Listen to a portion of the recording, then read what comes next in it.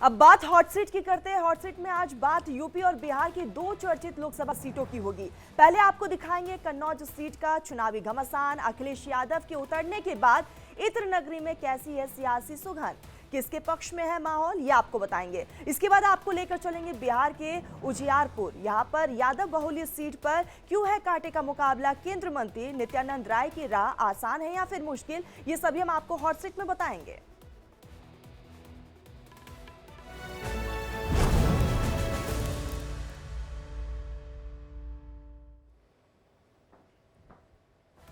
Samajwadi party के अध्यक्ष अखिलेश यादव जिस सीट से चुनावी मैदान में उतरे हैं वो सीट है कन्नौज की सीट। इत्र नगरी के नाम से मशहूर कन्नौज वो लोकसभा सीट है जहां से सबसे पहले राम मनोहर लोहिया संसद पहुंचे थे और 1984 में दिल्ली की पूर्व सीएम शीला दीक्षित भी चुनाव जीती थी।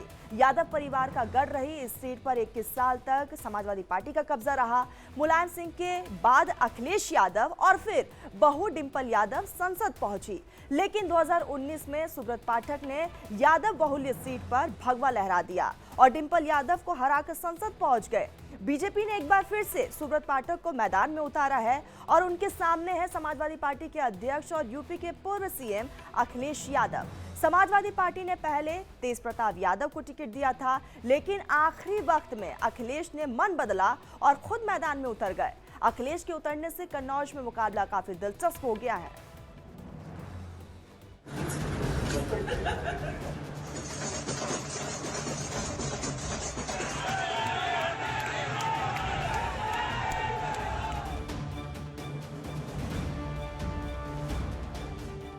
जब से सुब्रत पाठक आए हैं हम लोगों को बहुत राहत है। यहाँ से अखिलेश यादव ने जो गुंडई दिखाई है, यहाँ की लोग कन्नौज की लोकसभा उन्हें जानती है, बहुत ही बागी है अखिलेश यादव जी से। इत्र नगरी में कैसी है चुनावी खुशबू।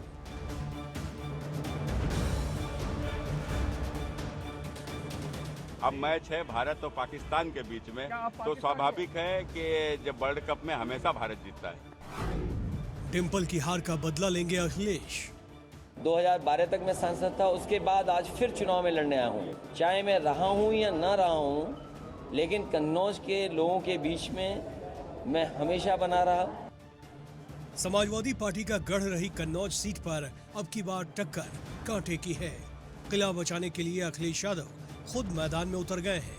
पहले कन्नौज से एसपी ने तेज प्रताप को टिकट दिया था, लेकिन आखिरी वक्त पर अखिलेश ने चुनाव लड़ने का फैसला किया और सभी की नजरें इत्र नगरी पर टिक गईं।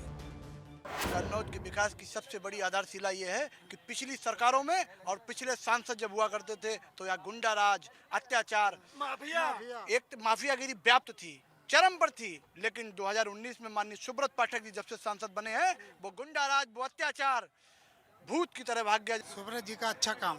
क्या काम किया सुब्रत जी ने? डबल इंजन की सरकार, गुंडागर्दी खत्म की। आज की डेट में अखिलेश को ऐसा लग रहा था कहीं रेखा वर्मा का नाम था, कि तेज प्रताप का नाम था, लेकिन इस तरीके का भौकाल था, डर था उनको कि आने वाले वक्त पे खुद ही उन्होंने अपने आप निर्णय लेके नामांकन किया है।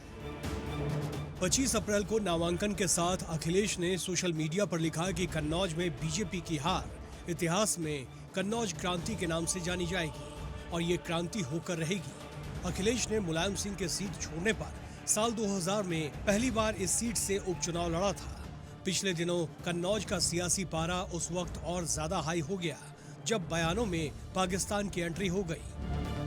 इनका बयान आया है भारत और पाकिस्तान का मैच होगा। आप चुनाव में आया तब देखो पत्रकार भाइयों, न वो बॉल फेंक पाएंगे न बैट घुमा पाएंगे। अगर पहली बॉल पे छक्का न मारा तो हम समाजवादी लोग नहीं हैं, और 6 की 6 बॉलों पे छक्का मारेंगे। तो हमने कहा था कि मैच रोचक होना चाहिए। अगर तेज प्रताप लड़ते तो मैच होता भारत और नेपाल के बीच में, अब मैच है भारत और पाकिस्तान के बीच में, तो स्वाभाविक है कि जब वर्ल्ड कप में हमेशा भारत जीतता है। हम स्वाभाविक है, हमारी सोच भारतीय है हम लोग, और इनकी सोच पाकिस्तानी। पाकिस्तान माने कोई देश नहीं, पाकिस्तान माने एक सोच, आतंकवाद, भ्रष्टाचार, बेईमानी, नफरत, लूट। तो ये इस प्रकार की सोच है, तभी तो माफिया के घर जाते हैं। माफिया घर पर जाकर उस कब्र पर फातिया पढ़ते हैं। क्यों जाते हैं भैया?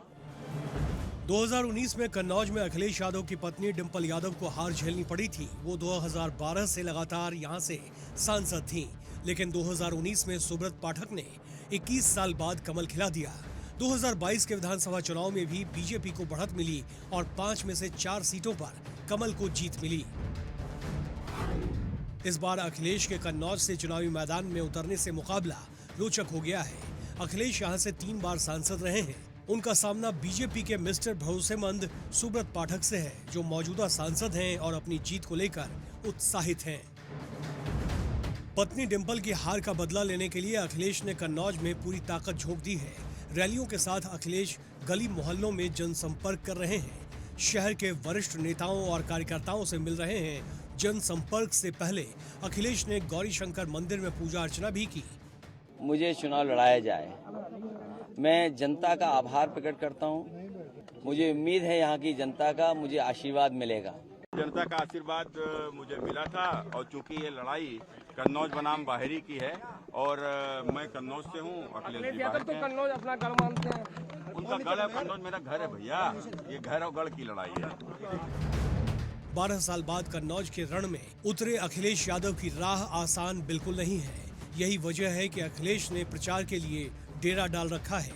राहुल गांधी भी कन्नौज में अखिलेश के साथ रैली करने वाले हैं। दूसरी तरफ अखिलेश के आने के बाद बीजेपी नेताओं ने भी कन्नौज में बड़ी चढ़ाई कर दी है।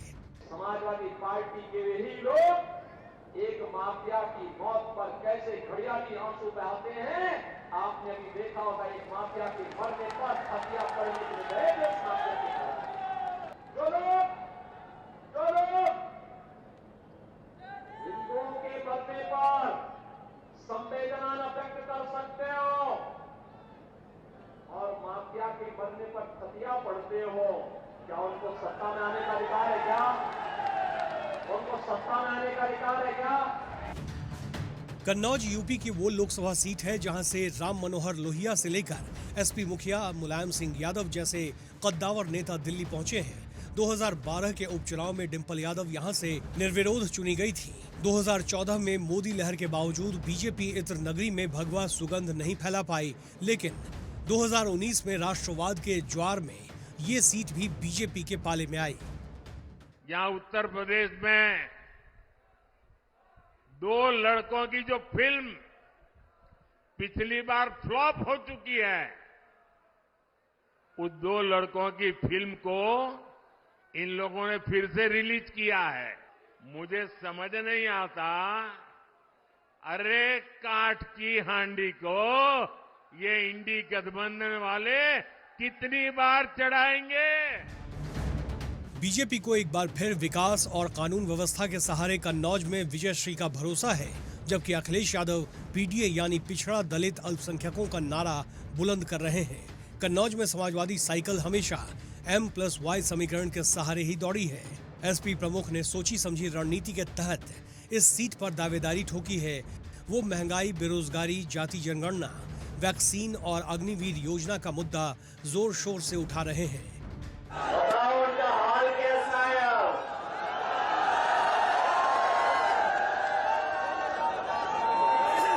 कहां चले गए बीजेपी वाले लोग?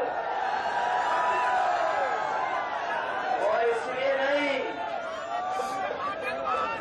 हमारे कन्नौज के लोग जानते होंगे, जहां पर विकास छोटा सा नहीं छूट गया,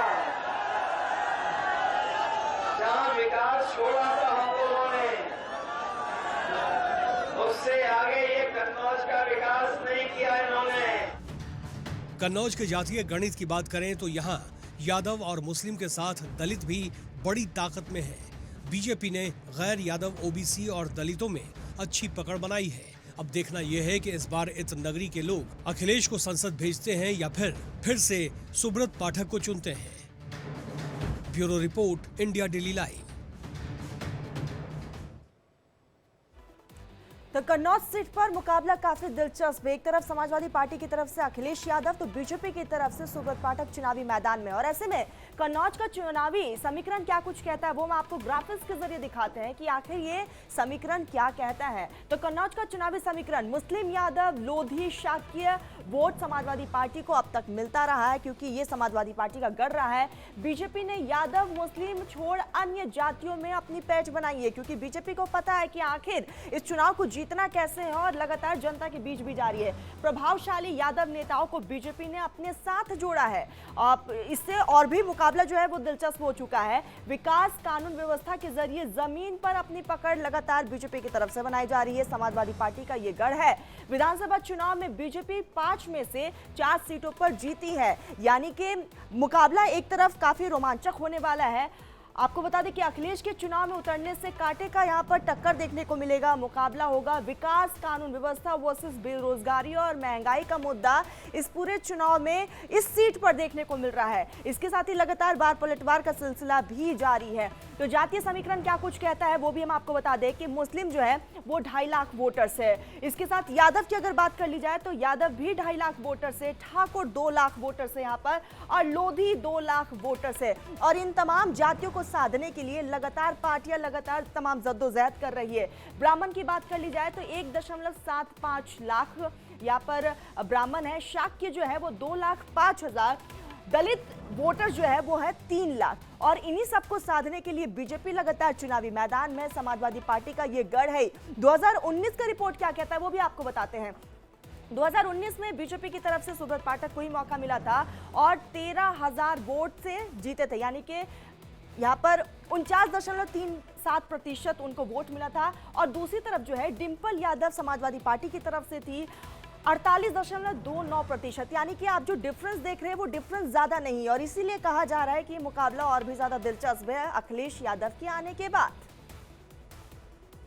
और ऐसे में आप देखिए आंकड़े थोड़ा सा और आपको फ्लैशबैक में लेकर जाते हैं और 2014 के आंकड़े में आपको बताते हैं। डिंपल यादव समाजवादी पार्टी की तरफ से चुनावी मैदान में थी, 20,000 वोटों से उन्होंने जीत दर्ज की थी। तो वही बीजेपी ने 2014 में भी सुब्रत पाठक पर भरोसा जताया, 42.11% उनको वोट मिला। और यहाँ पर निर्मल तिवारी बहुजन समाजवादी की तरफ से ये चुनावी मैदान में थे। आंकड़ा देख रहे हैं आप 11.47%, यानी कि जब डिंपल यादव जीती और सुब्रत पाठक जब हारे तब वहां पर भी डिफरेंस ज्यादा नहीं था, 43-42, यानी कि तकरीबन 1% का यहां पर मार्जिन था। और ऐसे में इसीलिए कहा जा रहा है कि अब जो मुकाबला होने वाला है 2024 का वो बेहद ज्यादा दिलचस्प होने वाला है।